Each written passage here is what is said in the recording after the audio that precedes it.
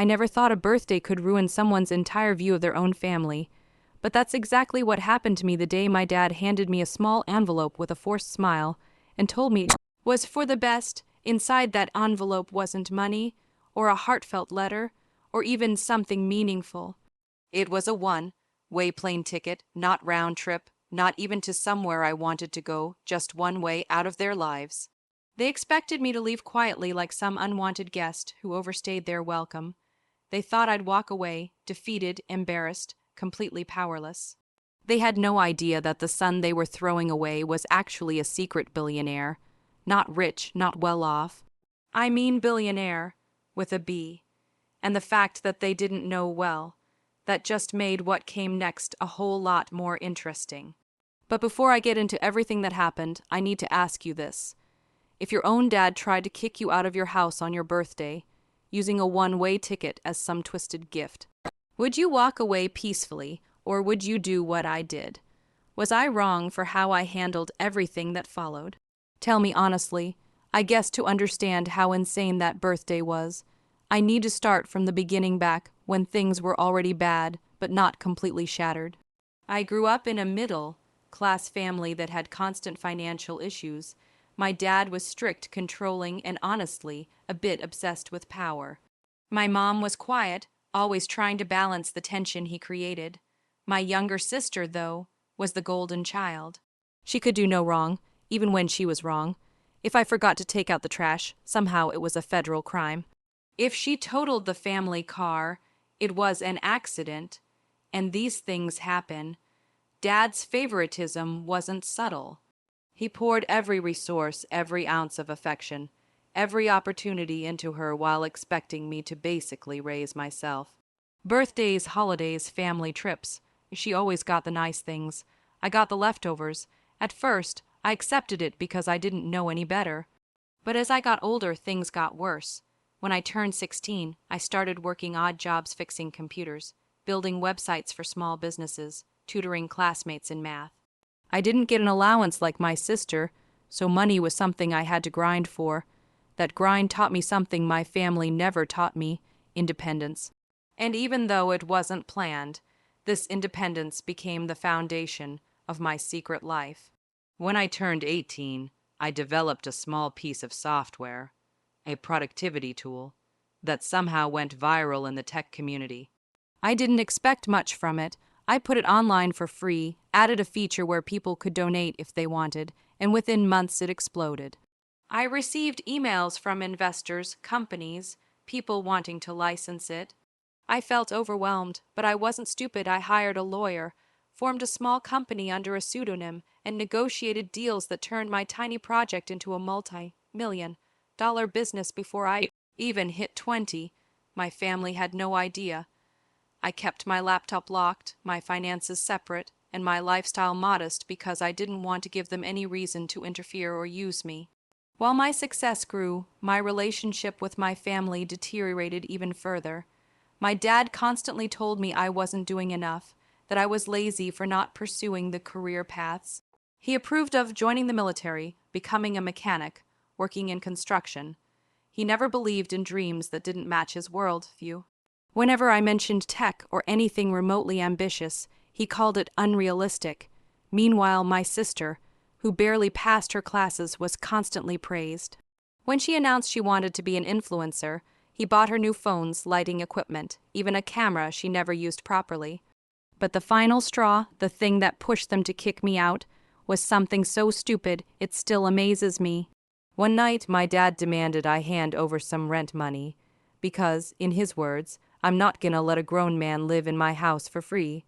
I was 22 at that point, and I didn't mind contributing. I'd been paying for my own food, my own school supplies, even helping with bills behind the scenes when they didn't know. But he wanted everything, and I mean everything. He asked for half of my monthly income. Keep in mind, he still believed I made like $600 a month from random freelance jobs. I calmly told him I couldn't afford to give him that much. That drove him insane. He ranted about how ungrateful I was, how I didn't appreciate the roof over my head, how I had no idea how hard he worked. For months, he gave me the silent treatment, except for the occasional passive-aggressive comment about useless sons. I stayed quiet because I didn't want to escalate anything, but months of coldness built up until they decided they had better use for my room. My sister wanted a content creation studio, and apparently, the easiest solution was to kick me out. Convenient, simple, cruel. I didn't expect it to happen on my birthday, though. That part still hurts more than I want to admit. So there we were, sitting in the living room, a cheap grocery store cake sat on the table with a crooked happy birthday written in blue icing. My dad handed me the envelope like he was giving me a scholarship check or something meaningful. My sister watched with this weird smirk like she already knew what it was. I opened it slowly, a one-way ticket to another city far away, far enough that coming back would be difficult without money. My dad leaned back and said, "Son, you're old enough. It's time you stop freeloading. This is your chance to start your life. You leave tonight. Tonight? Not next week, not even tomorrow." I felt my throat tighten. "You're kicking me out on my birthday." "It's not kicking you out," he said, like it wasn't exactly that. "It's pushing you in the right direction. Be grateful. Many kids don't get this opportunity." Opportunity. What a joke. I looked at my mom. She couldn't even meet my eyes. My sister actually picked up her phone and recorded my reaction like it was entertainment. That was the moment something inside me broke, but it was also the moment something else awakened, a sense of clarity.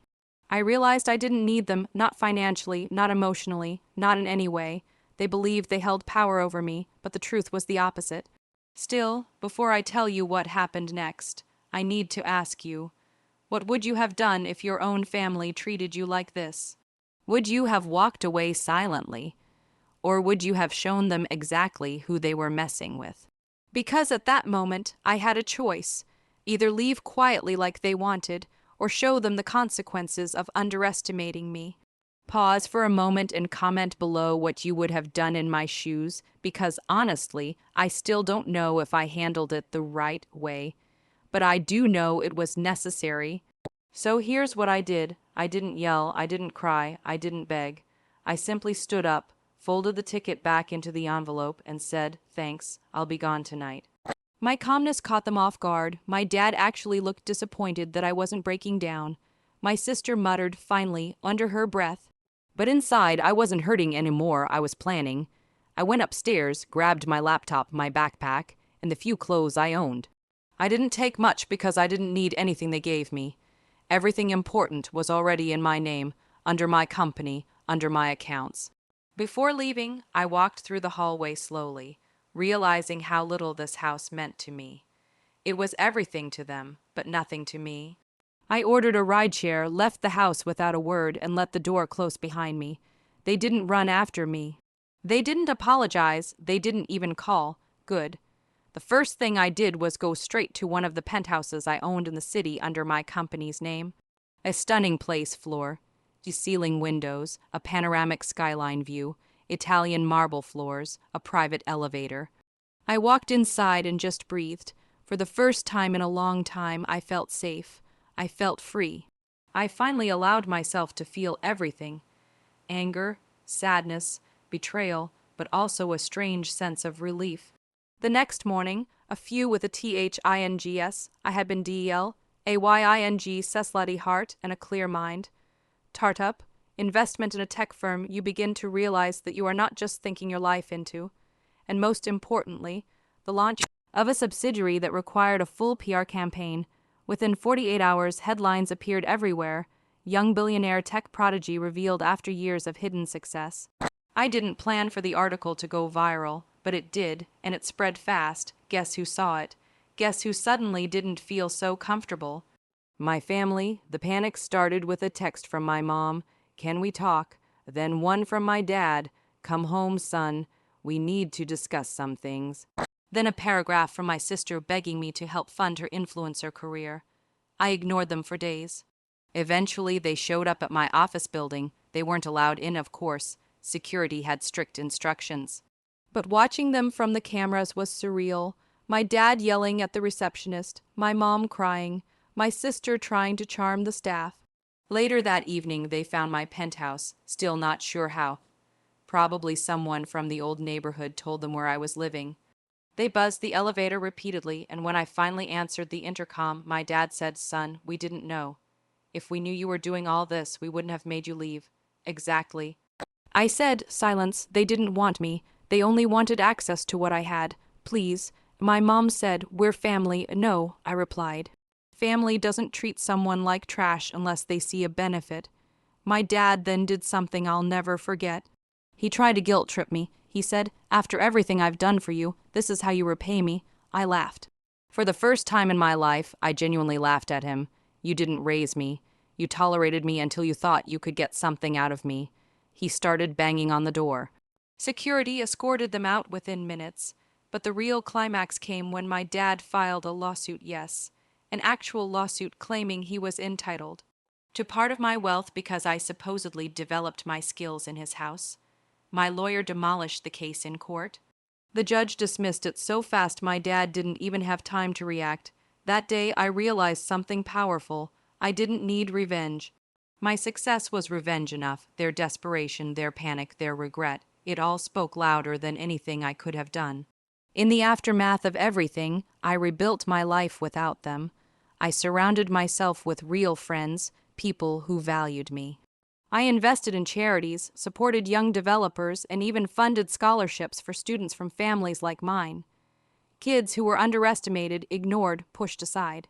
Do I miss my family? Sometimes, but the version of them I wished for never existed. As for my dad's relationship with me, non-existent. My mom sends occasional messages, but I've kept a healthy distance. My sister still tries to reconnect, but only when she wants something. I've learned to let go. I've learned that blood doesn't guarantee loyalty or love. And now, looking back, I realize that one-way tick. It was the best gift they ever gave me. It pushed me into the life I deserved, not the life they tried to trap me in. So that's my story. And if you were on my side throughout this whole mess, out and then compare them like to your video so I can come. I am not crazy for feeling the way I do. Subscribe if you want more wild, emotional, unbelievable real life stories like this one. And tell me in the comments what you think. Was I justified in cutting them off, or should I have given them another chance? I'll see you all in the next story.